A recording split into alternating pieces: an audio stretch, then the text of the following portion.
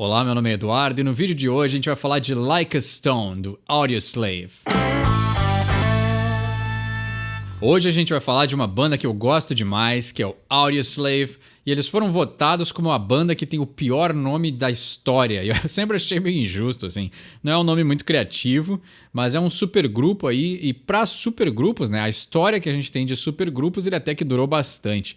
E infelizmente eles já estavam pensando em uma reunião e gravar músicas novas, e por sinal até foram gravadas, se eu não me engano, o Tom Morello deu uma entrevista, e aí infelizmente o Chris Cornell faleceu, e aí um novo disco do Audioslave não foi possível, não foi realizado, apesar do Tom Morello dizer que tinham músicas que já tinham sido gravadas e que eventualmente ele ia lançar elas, mas acabou não lançando, né, infelizmente. E às vezes até é melhor deixar quieto, né? O cara não tá mais aí, então pra que remexer no passado? Mas é uma pena e é algo lamentável da gente não ter mais músicas deles, porque é uma banda que eu gosto demais, assim. Foi a trilha sonora de muitos momentos aí da minha vida, muitos ônibus peguei escutando Audioslave, então é uma banda que marcou muito aí um certo período da minha vida e que eu gosto demais. E obrigado a todos que pediram pra gente falar de Like a Stone hoje. E é assim que funciona esse canal, você pede uma música embaixo nos comentários, eu traduzo e interpreto e talvez a gente aprenda alguma coisa com isso. E se gostou desse vídeo, compartilha para ajudar esse canal a crescer. O Chris Cornell era um cara aí que eu realmente posso considerar um artista, assim, né? A letra a gente já vai ver que tem muita poesia e ele gosta de fazer analogia, ele era um escritor muito bom. E ele é um cara que eu realmente posso considerar um artista porque ele era dessa escola, talvez dos anos 90 ali, que cada apresentação tinha que ser diferente. Quando tu te apresentava ao vivo, tu tinha que apresentar tipo uma obra de arte, como se cada vez que as pessoas fossem te assistir fosse um momento único. E o Chris Cornell era um cara bem assim, ele tinha altos e baixos e ele sempre dava um jeito de reformular as músicas ou dar um jeitinho de mostrar ou apresentar elas de uma maneira diferente para que cada apresentação realmente fosse singular. E isso é muito interessante, assim, esse ponto de vista. Geralmente, eu não gosto muito quando artistas fazem isso, mas quando o cara tem tanto talento quanto o Chris Cornell, realmente as suas apresentações são muito únicas. Isso é muito interessante e é um ponto muito curioso, assim, do jeito dele de se apresentar como artista. Isso eu acho muito legal. E a gente vai analisar agora a letra que ele escreveu, né? Like a Stone é uma baita música, ela é uma união que foi tipo um supergrupo, né? O Audioslave é o supergrupo, que geralmente o supergrupo tem uma história de não dar certo, né? As pessoas brigam e tudo mais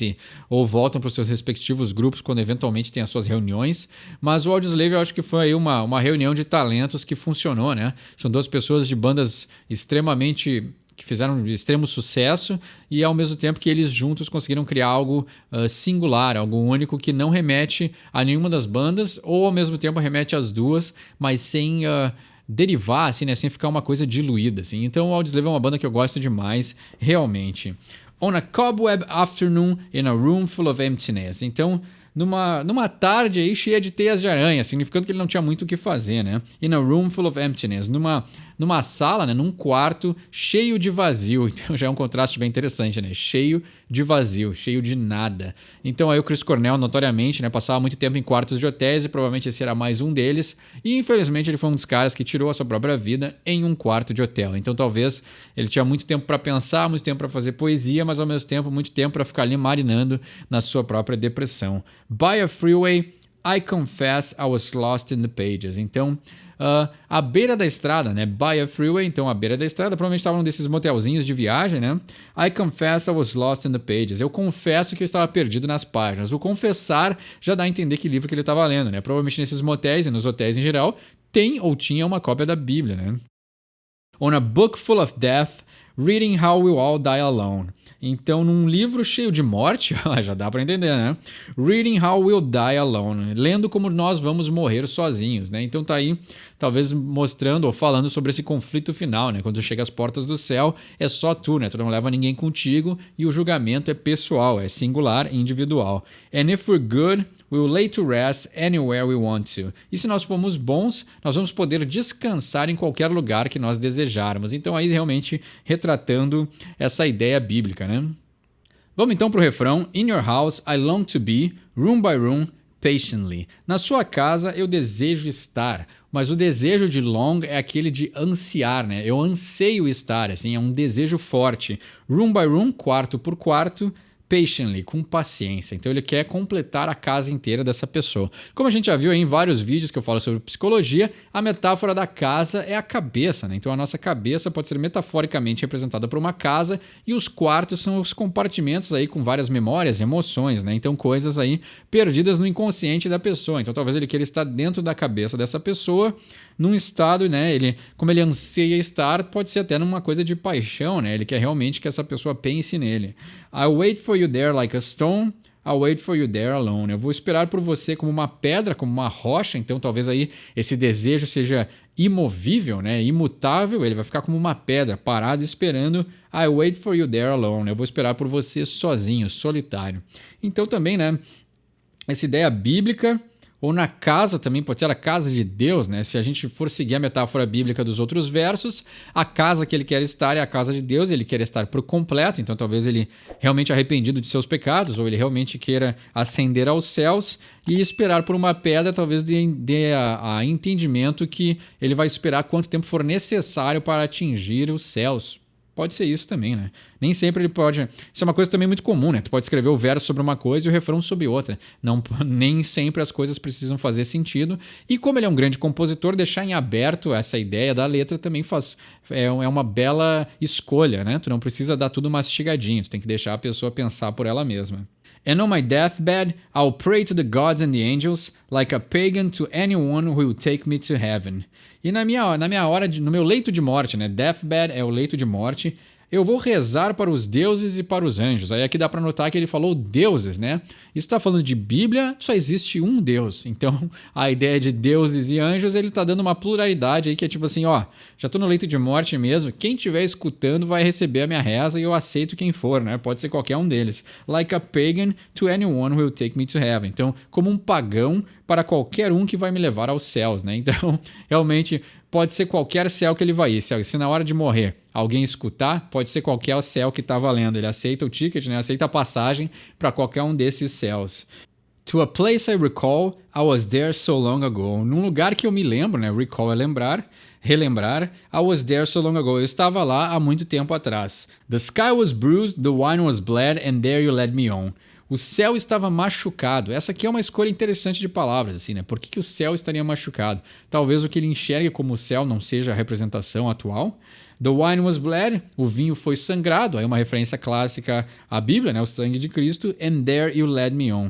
E aí, lá neste local onde o céu estava machucado, talvez o céu estava machucado pela morte de Cristo, né? Ele derramou seu sangue pelos pecadores. And there you led me on. E lá você me liderou, né? Led me on é me guiar, me levar a algum lugar no sentido de ser um seguidor, né? Então pode ser também, né? Mais uma referência bíblica. Ele diz, in your house I long to be, room by room, patiently. Então na sua casa eu desejo estar, quarto por quarto, pacientemente, né? E ele vai esperar por essa pessoa. E aí na ponte do sonho ele diz, and on I read until the day was gone. And I sat in regret of all the things I'd done. Então, e aí eu continuei lendo até que o dia se acabou. E aí eu fiquei sentado, né, com um arrependimento, né? Sat in regret, né? Sentei no arrependimento of all the things I've done. De todas as coisas que eu fiz. Então aí o Chris Cornell se arrependendo do seu passado, né? For all that I've blessed and all that I've wronged, in dreams till my death I will wander on. Então, por tudo que eu abençoei e tudo que eu fiz de ruim, né? Wronged é fazer de mal, de ruim, ter errado, né? Todos os meus erros. In dreams until my death I will wander on. Então, nos sonhos até a minha morte, eu vou continuar vagando, né? Então, aí ele se botando como um pensador, né? Refletindo nesses quartos de hotéis que ele passava, o que aconteceu durante a vida dele, né? E uma coisa que é muito comum, e ele faz uma poesia muito boa nessa parte da letra, né?